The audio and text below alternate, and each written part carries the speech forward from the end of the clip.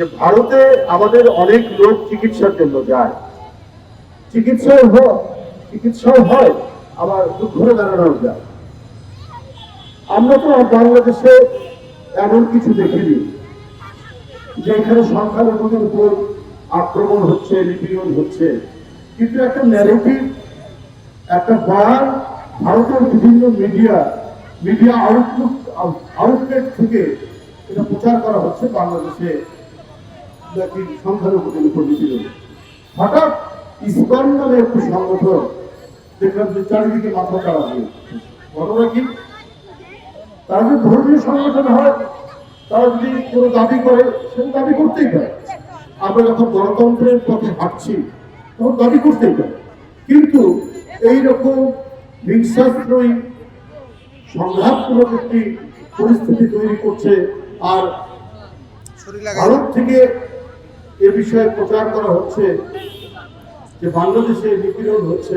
এটা তো সম্পূর্ণরূপে একটা মাস্টার প্ল্যান, এটা গভীর চক্রান্ত। তো যদি নিপীড়ন হয়, মারা যাচ্ছে তো সাধারণ একজন আইনজীবী।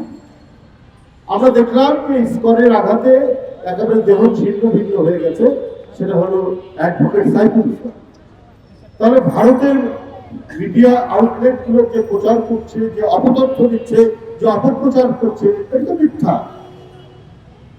এটা মিথ্যা, বাংলাদেশের ভাবমূর্তিকে নষ্ট করার জন্য।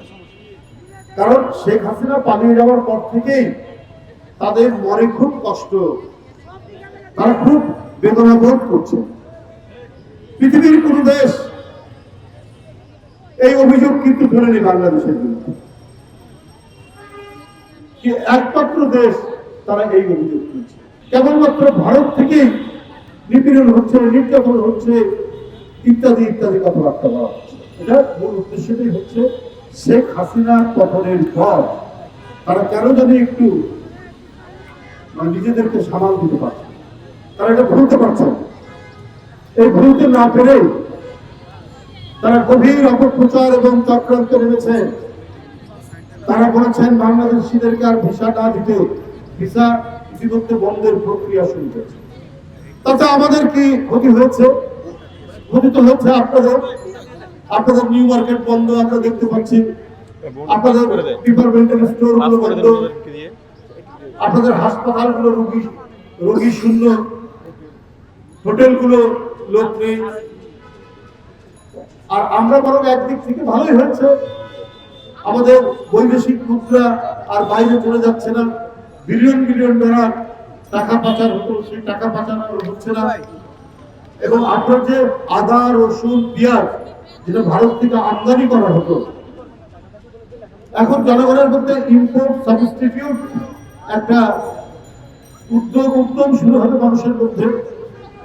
আমরা প্রত্যেকে যার যতটুকু জমি আছে আমরা সেখানে পেঁয়াজ লাগাবো, আদা লাগাবো, রসুন লাগাবো। মানুষের মধ্যে উৎসাহ জমেছে যে ভারত যদি আমাদেরকে পেঁয়াজ না দেয়, এক সময় তো দিত না, তাতে ক্ষতি কি হয়েছে? আমরা ওইভাবেই তো চলেছি। এখন আমরা আরো বেশি করে আমাদের পার্বত্য চট্টগ্রামে প্রচুর আদা হয়, নীলফামারীতে প্রচুর আদা হয়, রাজশাহীতে প্রচুর পেঁয়াজ হয়, পাবনাতে প্রচুর পেঁয়াজ হয়। আমাদের এই পেঁয়াজ উৎপাদন আরো বৃদ্ধি পাবে চারিদিকে। আর আরেকটা বড় উপকার হবে, ভারত নানা কায়দায় আমাদের দেশে ফেন্সিডিল এবং ইয়াবা পাঠাবে, এইটা আর আসবে। এই ভারত ভিসা বন্ধ করে এবং তারা বাণিজ্য বন্ধ করে বাংলাদেশের তো একটা বিরাট উপকার করলেন। আসলে বন্ধুরা আমার, ওরা হচ্ছে অত্যন্ত হিংসা করায়, অত্যন্ত সাম্প্রদায়িক। শেখ হাসিনার জন্য তাদের যে মনোব্যথা, তারা যে ব্যথা বেদনায় ভুগছে। কারণ হাসিনা থাকলে তো তাদের লাভ, লুটের টাকা সব ভারতে ইনভেস্টেড হয়। আপনি 7টি বিদ্যুৎ কেন্দ্র শেখ হাসিনা বিনা টেন্ডারে দিয়েছে। সেটা হয় শেখ পরিবারের লোক, ক্ষমতাসীন লোক, যাদের সাথে ভারতের অনেক ব্যবসায়ী আপনার সিন্ডিকেশন আছে। তো সুতরাং শেখ হাসিনা যেটা তাদেরকে দিয়েছে তারা তো ভুলতে পারছে না। কিন্তু এই দেওয়ার বিনিময়ে শেখ হাসিনা হয়তো ক্ষমতায় থেকেছে, কিন্তু আমার স্বাধীনতা তো নেই, আমার সার্বভৌমত্ব তো নেই। প্রতিদিন সীমান্তে আমাদের লোককে মারে, আর প্রতিবাদ শেখ হাসিনা একদিনও একটা প্রতিবাদ করেনি। এরকম অসংখ্য ফেলানির লাশ ভারত বাংলাদেশ সীমান্তে কাঁটাতারের উপর ঝুলেছে।